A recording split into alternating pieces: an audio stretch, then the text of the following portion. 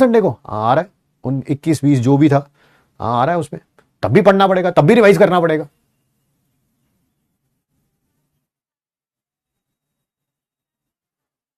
मैं आप लोगों को बता देता हूं, ठीक है, हर किसी के नीट की प्रिपरेशन के 3 फेज होते हैं जब भी कोई बच्चा ड्रॉप करता है। पहला फेज कौन सा होता है? Momentum phase.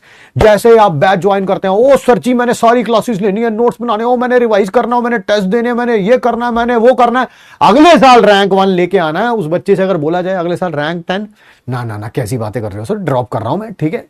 अब जैसे ही बैच शुरू हुए, कोई सा भी बैच 1.0, 2.0, 3.0, 4.0, 5.0, 6.0, कोई जैसे बैच स्टार्ट हुए, जैसे इस बैच के बारे में बात करूंगा मैं, एक्सपीरियंस है, ठीक है, हमें पता है, जैसे ही 2 महीने बीतेंगे मोमेंटम डाउन होना शुरू होगा, लोग रास्ते से हटना शुरू होंगे, क्लासेस लेना कम कर देंगे, फ्रीक्वेंसी कम हो जाएगी, अपने आप ही रिवाइज नहीं करके आएंगे, टेस्ट नहीं देंगे। ये वही टाइम है, ये वही टाइम है। दिस इज द टाइम जिसमें आप अपने मोमेंटम को अगर आपने बनाए रखा तो आप कईयों से आगे निकल जाएंगे, कईयों से आगे निकल जाएंगे। क्यों? क्योंकि ये समय है, ये समय है। इस समय बहुत सारे लोग जो है वो रेस से बाहर निकल जाते हैं। सर कब तक ये समय चलता रहेगा? ये समय चलेगा जी कम से कम जनवरी फरवरी तक। हाँ, जनवरी फरवरी तक ऐसे बैठ के रिलैक्स किया जाएगा, क्लासेस ऐसे बैठ के ली जाएंगी। कभी 2 क्लासेस ले ली, कभी 1 छोड़ दी, कभी 1 ले ली, 2 छोड़ दी, कभी तीनों ही नहीं ली, ऐसा चलता रहेगा। फिर जनवरी फरवरी में मम्मी पापा पूछेंगे बेटे टेस्ट दे रहा है, या किसी तरह से उन्हें पता चल जाएगा इसकी तैयारी ठीक नहीं चल रही, फिर मार पड़ेगी या डांट पड़ेगी, फिर ट्रैक पे आना शुरू होंगे। Track, the problem is that unfortunately I have to say, game जो है लास्ट के कुछ महीनों में बेहतर करी जा सकती है, जीती या हारी नहीं जा सकती। फैक्ट यही है, फैक्ट यही है। हालांकि मैं भी अप्रैल में आके कहूंगा पूरी एफर्ट मारो, पूरी एफर्ट मारो, पूरी एफर्ट मारो, बट लास्ट के 1-2 महीने में गेम में नंबर बढ़ाए जा सकते हैं। किसी के 500 आ रहे हैं, वो 600 सवा 600 तक पहुंच सकता है, बट किसी के 100 आ रहे हैं एग्जाम से 1 महीने पहले, और वो कहे जी पेपर में मैं 650 ले आया था। झूठ बोल रहा भाई, वो झूठ बोल रहा, मैं बता रहा हूं आपको, ठीक है। फाइट मारो यार, सबसे पहले एटीट्यूड रखो फाइट मारने का। Those who do not have the attitude कि यार कुछ करना ही नहीं है, बिल्कुल पकी पकाई परोसी हुई, बस मुंह और भात खानी भी नहीं अपने हाथ से। सर मैंने मुंह खोल लिया, सर मेरे मुंह में डाल दो आके बुर्की। भैया ऐसे डॉक्टर नहीं बनेंगे, आप नहीं बनेंगे, ठीक है। सोचो, कुछ अपने बारे में सोचो, कुछ अपने पेरेंट्स के बारे में सोचो। त्याग एक जाने को तो करना ही पड़ेगा। अगर मेरे जो रिलेटिव्स हैं जिनसे मैं कॉन्टिन्यूसली बात करता रहता हूं, जिनके बच्चे अभी जो है यंग हैं, दे हैव द एबिलिटी, मैं उनको भी कह चुका हूं, बहुत बार अपने रिलेटिव्स को भी कह चुका हूं कि अगर आप सोच रहे हैं कि आपका फॉर्चून चेंज कर लेंगे, किसी का बिजनेस अच्छा नहीं चल रहा, वो सोच रहा है जी मैं बिजनेस में थोड़ा सा मेरा जो लॉस हुआ है वो रिकवर हो जाएगा, मेरा फॉर्चून चेंज हो रहा है, मैं उनके मुंह पे कह देता हूं आप अपना फॉर्चून चेंज कर ही नहीं सकते। फैक्ट है, अब आपका बच्चा ही आपका फॉर्चून चेंज करेगा।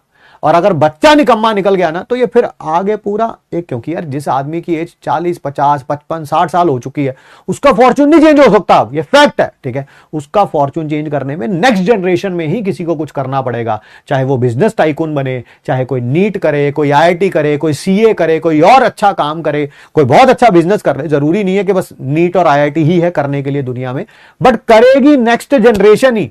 अब 60 साल के आदमी से आप ये नहीं एक्सपेक्ट कर सकते कि किसी के फादर जो है वो रिक्शा ड्राइवर हैं या ऑटो चलाते हैं या सब्जी की रेडी लगाते हैं या मजदूरी करते हैं, ओहो उसके 60 सालों से जो नहीं हुआ, अभी पापा 4 साल और मजदूरी करेंगे और हम इस गर्त से निकल जाएंगे। No, one person from this generation has to sacrifice his life for few years।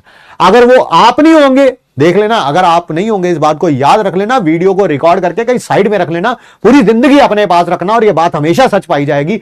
अगर वो आप नहीं होंगे then it will be your next generation. अगर आपने इस जनरेशन में कुछ फाइट मार के, चाहे नीट, IIT, CA, CS, कोई बिजनेस टाइकून, किसी भी तरह का कोई बड़ा गेम चेंज नहीं किया, तो फिर आपकी बात आपकी नेक्स्ट जनरेशन पे आ जाएगी। फिर अपने बच्चों को कहेंगे हम कि अरे बेटा पढ़ लो, बेटा कुछ अच्छा कर लो, फिर वो नहीं करेंगे, फिर अगली नेक्स्ट जनरेशन, और ऐसे ही चलता रहेगा जब तक एक जाना आपकी फैमिली में त्याग करने के लिए तैयार नहीं होगा। जब तक वो यूट्यूब की रील्स में या इंस्टाग्राम, जो भी यूट्यूब शॉर्ट्स होती हैं, इंस्टाग्राम रील्स होती हैं, व्हाट्सएप होता है, ट्विटर होता है और पता नहीं क्या क्या होता है, स्नैपचैट, फलाना ढिमकाना, गेम्स होती हैं, जब तक एक जना त्याग नहीं करेगा ये प्रोसेस चलता रहेगा, सर्कल की तरह चलता ही रहेगा। डिसाइड आप कर लीजिए आपको करना है या नहीं करना है। नहीं करना है अभी भी लाइफ में कुछ और करोगे, अच्छा करोगे, क्या पता कोई बहुत बड़े बिजनेस टाइकून बन जाओ यार। मैं तो मतलब कि आप जैसे लोग हमें कहीं आज से 10-15 साल बाद कहीं पे कुछ ऑफर दे रहे हो कि सर ये वाला काम करते हैं, आइए मिलके, ठीक है, दैट कैन हैपन, बट उसके लिए भी फाइट मारनी पड़ेगी। ऐसे नहीं होगा कि ये नीट की तैयारी छोड़ी दिनों दिन जो है वो बिजनेस टाइकून बन जाओगे, ठीक है।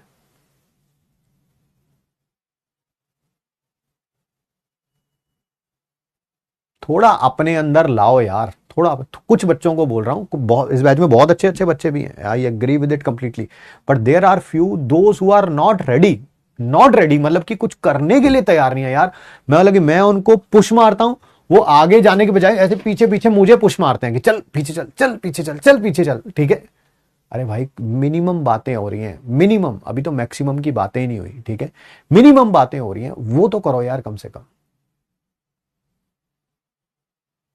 याद रख लीजिए, या आप और या आपके बच्चे, दोनों में से किसी एक को तो त्याग करना पड़ेगा। आप तैयार हैं, well and good, then otherwise wait for the next 20 to 25 years। जब आपके बच्चे 11th-12th में आएंगे तब उनको बोलिएगा नीट की तैयारी कर लो, आईआईटी की तैयारी कर लो, सीए बन जाओ, सीएस बन जाओ, बिजनेस टाइकून बन जाओ। उनको बोलना पड़ेगा, फिर उनको करना पड़ेगा। Option is yours. कल मिलते हैं केमिकल इक्विलिब्रियम में। आसान चैप्टर है, मजेदार चैप्टर है।